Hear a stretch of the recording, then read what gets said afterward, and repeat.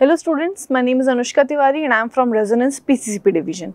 Class 5th का second chapter हमने pick किया था reproduction in plants. Now today is the final session or final lesson of this chapter. आज इसमें हम पढ़ेंगे, लास्ट टाइम हमने जैसे एग्रीकल्चर के बारे में पढ़ा था, हम कुछ स्पेसिफिक सॉइल्स के बारे में पढ़ेंगे जिनमें स्पेसिफिक क्रॉप्स को ग्रो किया जाता है, या हम कह सकते हैं कि किन क्रॉप्स के लिए किस टाइप की सॉइल बेस्ट होती है, हम वो पढ़ेंगे इसमें. ठीक है, so let's see what is there in a slide. Okay, types of soil for different crops. किस तरह की क्रॉप्स होती है और किस तरह की क्रॉप बेस्ट सूटेड होती है, बेस्ट फिटेड होती है इन विच काइंड ऑफ सॉइल, जिसमें वो प्रॉपर अमाउंट में ग्रो कर सकती है. So first is alluvial soil. wheat, rice, maize, sugarcane, pulses, oil seeds, fruits and vegetables, leguminous crops. यहाँ पे आप जितने भी एग्जाम्पल्स आप पढ़ रहे हैं ये सब क्या है, एल्यूवियल सॉइल में बेस्ट ग्रो हो सकते हैं. सो मेजर जो क्रॉप प्रोडक्शंस हमने पढ़े थे जिस पर इंडिया की इकोनॉमी भी डिपेंड है या जिसका इंपोर्ट एक्सपोर्ट भी बहुत ज़्यादा क्वांटिटी में होता है, वो सारी क्रॉप्स किस में ग्रो हो रही है, एल्यूवियल सॉइल के अंदर. व्हीट, राइस, मेज, शुगर कैन, पल्सेस, ये सभी क्या है, बहुत ही इंपॉर्टेंट है from the aspects of economy also. Next is black soil. These soil are highly productive and well suited to the cultivation of cotton. जहाँ पर ब्लैक सॉइल का नाम आ जाता है ना स्टूडेंट्स, जिसमें एक श्योर की वाइट कलर की जो कॉटन है, जो रुई है, उसमें वेल ग्रो हो सकती है. सो ब्लैक सॉइल किसके लिए बेस्ट सूटेड है, for cotton growth. Pulses, millets, linseed oil, tobacco, sugarcane, vegetables and citrus fruits, mainly cotton, and also rest of the examples are for black soil. Next is red and yellow soil.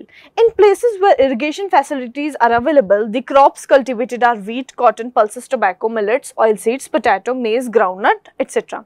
So red और yellow soil कुछ ऐसी intermediate soil है जहाँ पे अगर जो पानी का अमाउंट है वो प्रॉपर है तो ये सारी सॉइल्स क्या कर सकती है, उसमें ग्रो हो सकती है. Next is laterite soil. Red laterite soil in Tamil Nadu, Andhra Pradesh and Kerala are more suitable for tree crops like cashew nut. These soil are also suitable for tree plantation or tea plantation.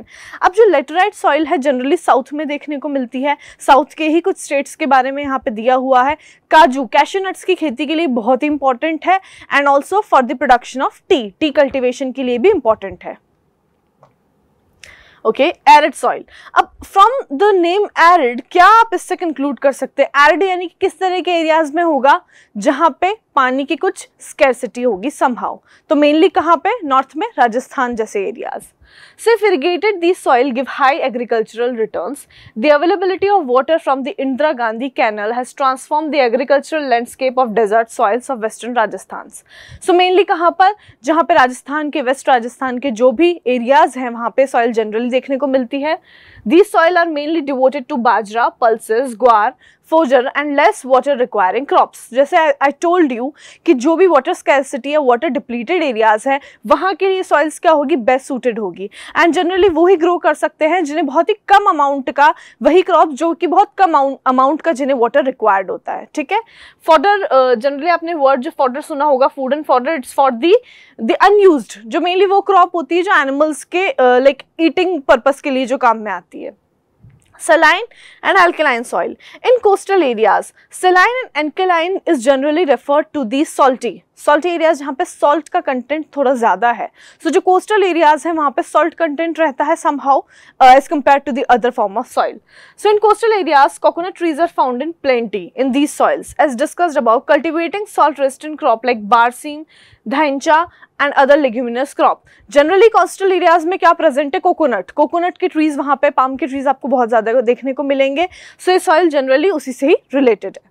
Next is peaty soil. What is peaty soil? These are generally submerged during the rainy season and utilized for the cultivation of rice. Peaty soils क्या है, generally rice के कल्टिवेशंस के लिए important होती है. Rice को क्या है ना, पानी बहुत ज़्यादा रिक्वायर्ड होता है, वो कंप्लीटली फ्लोटेड रहती है पानी के अंदर. सो peaty is concerned for the rice only. Crop grown, the slopes are used for horticulture and plantation. Crops like tea, coffee, spice, apple, peach, rice, wheat are grown in valleys.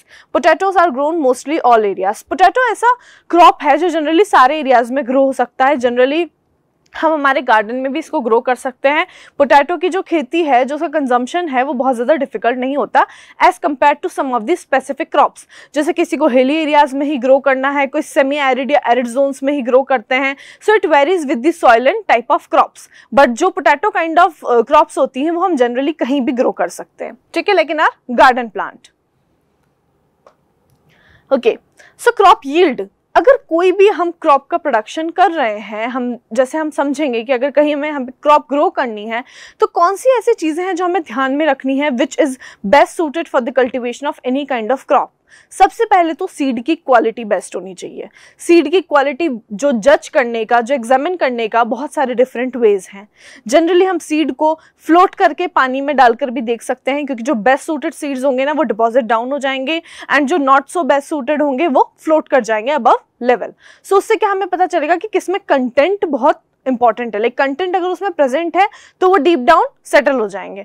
So it depend करता है कुछ physical aspects पर and also कुछ अलग aspect है किसी और वे में भी हम डिटरमाइन कर सकते हैं कि कौन सी क्रॉप, कौन से सीड वहां पे बेस्ट सूटेड ग्रो करेंगे।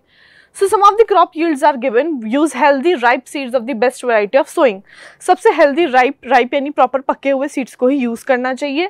Prepare the soil properly. अब soil में क्या क्रम्स होते हैं, उसमें plums बन जाते हैं या उसमें बहुत ज़्यादा ना proper nutrient नहीं होते हैं। सबसे पहले तो आपको soil bed prepare करना है किसी भी crop के production के लिए।